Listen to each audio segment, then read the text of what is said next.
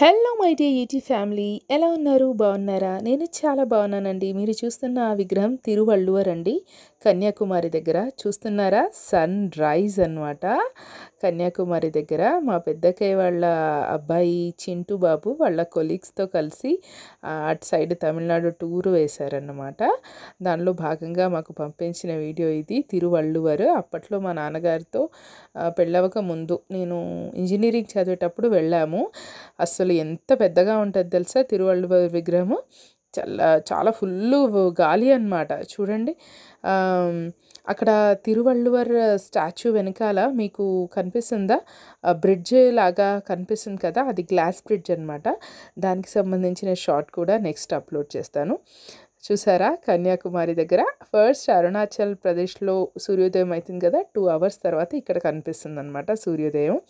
చాలా బాగుంది కదా. Thank you.